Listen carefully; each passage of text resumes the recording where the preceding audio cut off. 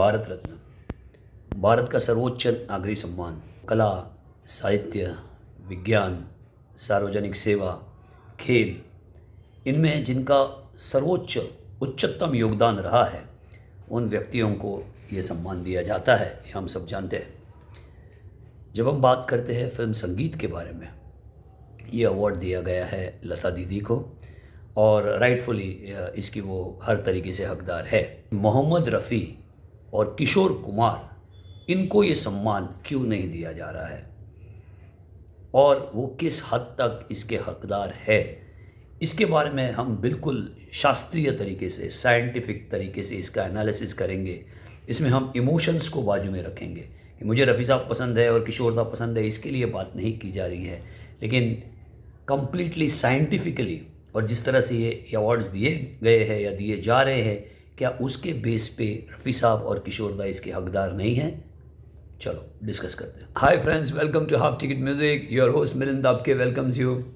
आज हम बात कर रहे हैं इंडिया के highest civilian award Bharat Ratna के बारे में, जो जिसे कहते हैं कि उच्चतम योगदान, exemplary contribution in the fields of art, social service, science and technology, education, ये सारे ही फील्ड्स में जिनका सबसे बड़ा योगदान रहा है, ऐसे व्यक्तियों को ये दिया जाता है। जब फिल्म संगीत की बारी आती है, वहाँ पे भी इस तरह के ये सिविलियन अवार्ड्स दिए गए हैं अलग अलग व्यक्तियों को। इसी साल में उषा उत्तुप जी को पद्म भूषण, ये थर्ड हाईएस्ट सिविलियन अवार्ड दिया गया है और उषा जी को बधाई है और बहुत बढ़िया सिंगर है और वो नेचुरली डिज़र्व करती है इस अवार्ड को।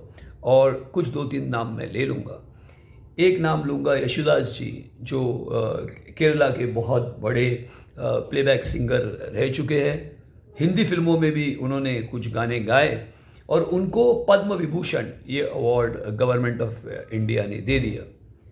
दूसरे सिंगर जो फिर से एक बार साउथ के हैं और बहुत बड़े सिंगर हैं, वो है SP बालासुब्रमण्यम साहब।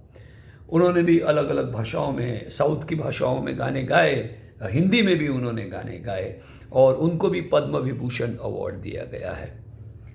और तीसरे जिनको मरणोत्तर ये अवार्ड दिया, पॉस्ट्यूमसली जिनको ये अवार्ड दिया, वो है भूपेन हज़ारिका जी। अब भूपेन हज़ारिका जी असम से बिलोंग करते हैं और ज़्यादातर भूपेन हज़ारिका जी ने उन लैंग्वेजेस में ज़्यादातर गाने बनाए। फिर से एक बार हिंदी में भी उन्होंने गाने बनाए, लेकिन ज़्यादातर वो जाने जाते हैं अपने रीजनल म्यूज़िक के कारण, तो उनको भी गवर्नमेंट ऑफ इंडिया ने पॉस्ट्यूमसली भारत रत्न ये अवार्ड दे दिया। अब हम बात करते हैं कि क्या मापदंड लगाए गए हैं, क्या प्रमाण लगाए गए हैं, पैरामीटर्स क्या है कि जिसके कारण ये अवार्ड्स दिए गए हैं।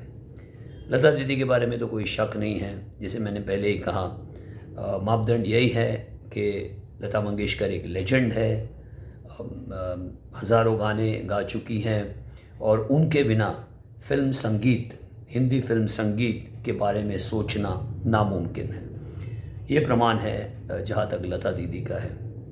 अब हम चलते हैं यशुदास जी और SP बालासुब्रमण्यम, जिनको दोनों को ही पद्म विभूषण, ये सेकंड हाईएस्ट सिविलियन अवार्ड दिया गया है। नेचुरली सबसे पहले तो दोनों ही डिज़र्व करते हैं। दोनों ही अपने अपने राज्य के पहले बहुत बड़े सिंगर रह चुके हैं, जिन्होंने भी हज़ारों गाने गाए हैं।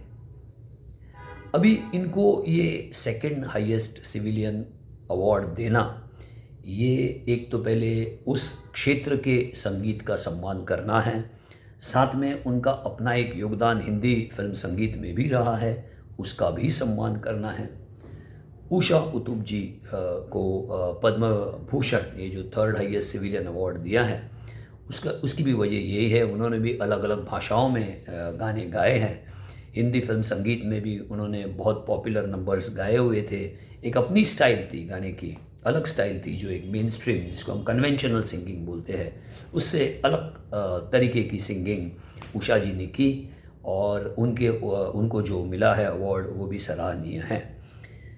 और अगर ये सारे second highest, third highest civilian awards की हम बात करते हैं और जब हम आते हैं रफ़ी साहब के ऊपर, द ग्रेट मोहम्मद रफ़ी, तो उनको अब तक दिया गया है पद्मश्री। हिंदी फिल्म संगीत ज़्यादा मायने इसके लिए रखता है क्योंकि नेचुरली जब आप ऑल इंडिया लेवल पे आ जाते हो, आपको पूरा भारत सुनता है। जब एक विविध भारती चलता था, पूरा जिसको हम कहते हैं कश्मीर से लेके कन्याकुमारी तक एक एक आदमी आपके गाने उस रेडियो पे सुनता है, तो नेचुरली जिसको हम कहते हैं बेस बहुत ही बड़ा हो जाता है क्योंकि आप एक लैंग्वेज तक सीमित नहीं होते। और अगर ये मापदंड रखा जाता है तो रफ़ी साहब के बारे में क्या बात करें। न जाने 20-25 भाषाओं में रफ़ी साहब ने गाने गाए हुए हैं। अभी रफ़ी साहब के बारे में हम बोलते जाएंगे, अब वही चीज़ें बोलते जाएंगे जो इतने सारे एपिसोड्स में हम बोल रहे हैं। फिल्म संगीत का ऐसा कोई जॉनर नहीं, ऐसे कोई तरह का गाना नहीं बना जो इस इंसान ने गाया नहीं हो, जिसको हम कहते हैं कॉमेडी, रोमांटिक, म्यूज़िकल गाने, गज़लें, उसके बाद में कव्वालियाँ, देशभक्ति के गाने, बिरह गीत, ट्रेजेडी सॉन्ग, मतलब कोई एक ऐसी चीज़ छोड़ी नहीं है रफ़ी साहब ने।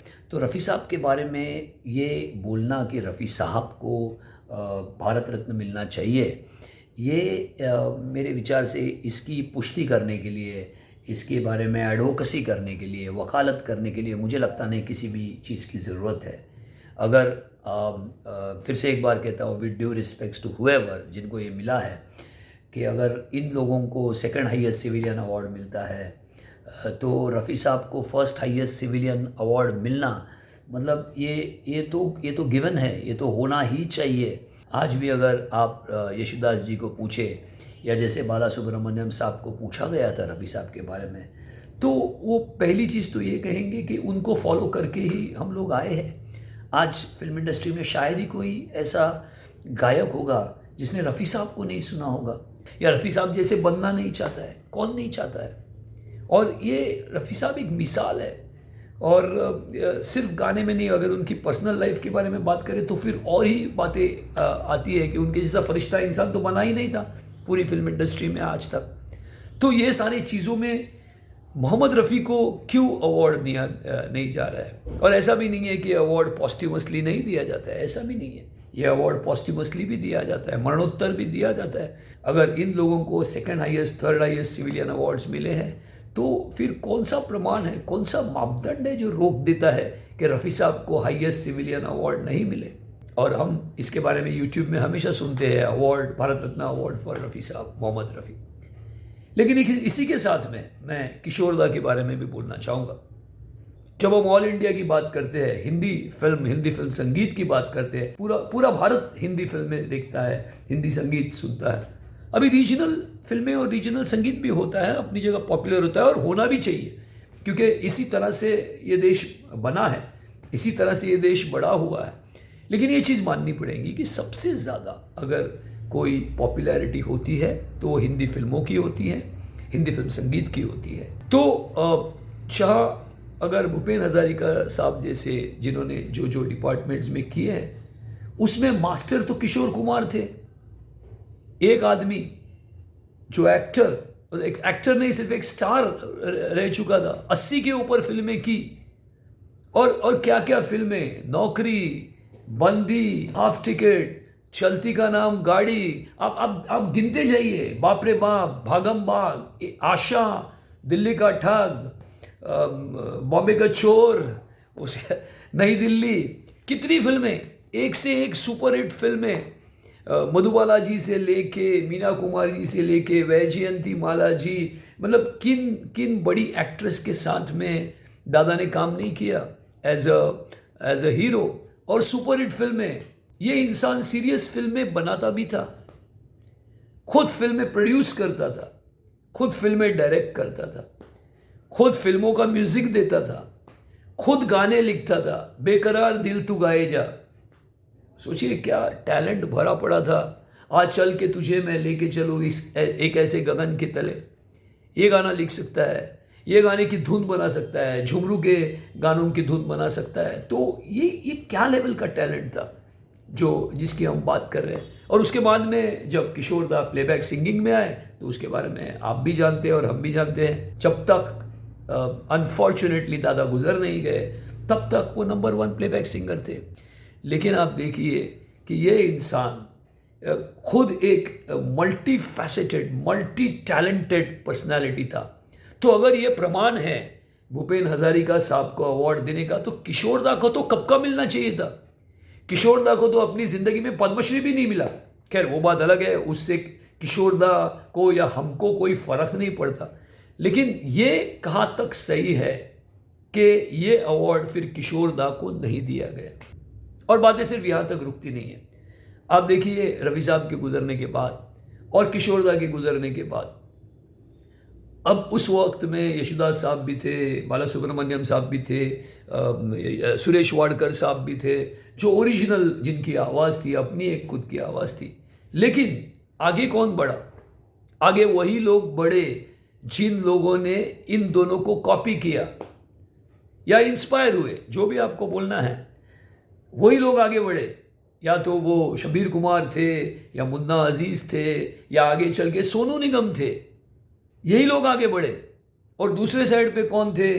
तो या तो वो अभिजीत थे, या तो वो कुमार सानू थे, या तो वो विनोद राठौड़ थे। वही लोग आगे बढ़े, क्योंकि हमारे ऊपर, इस भारतवर्ष के ऊपर किशोर कुमार और मोहम्मद रफ़ी का इफ़ेक्ट इतना गहरा था कि हम उस आवाज़ों को, उन आवाज़ों को भूल नहीं पाए कभी भी। हम वही आवाज़ें सुनना चाहते थे। अगर ये अवार्ड्स इस तरह से दिए गए हैं और इनका प्रमाण ये है, इनका मापदंड ये है, तो फिर रफ़ी साहब और किशोर दा इनके हकदार बनते हैं और बनते हैं। इसमें कोई शक नहीं है। फिल्म संगीत ने न जाने कितनी पीढ़ियों को प्रेरणा दी है, आनंद दिया है, हौसला दिया है, एक जीने का तरीका बताया है। तो ये एक सेवा है, ये एक बिल्कुल सेवा है। और ये सेवा अगर सबसे ज़्यादा किसने की है और जो हमें सबसे ज़्यादा आनंद दिया है, वो है लता मंगेशकर ने, वो है किशोर कुमार ने, वो है मोहम्मद रफ़ी ने। और साथ ही में आशा जी का भी मैं नाम लूँगा, उनको भी पद्म विभूषण दिया गया है, राइटफुली सो। लेकिन अगर अवार्ड्स देने हैं तो पहले रफ़ी साहब को दो, जो पहले हकदार है भारत रत्न, फिर किशोर दा को दो, जो हकदार है। खैर बाकी के तो म्यूज़िक के वीडियोस तो हम करते रहेंगे, लेकिन सोचा ये वीडियो ज़रूर बनाऊं और आप तक पहुंचाओ। And please as I said, please comment on this also, क्योंकि आपके कमेंट्स भी सुनना चाहता हूं इसके ऊपर। And thank you very much for watching the video. अगर आपको लगता है तो ये वीडियो ज़रूर शेयर कीजिए और लोगों की राय भी जानिए कि इसके बारे में वो क्या कहना चाहते हैं। एंड योर होस्ट मिलिंद आपके signs off. Thank you very much, take care.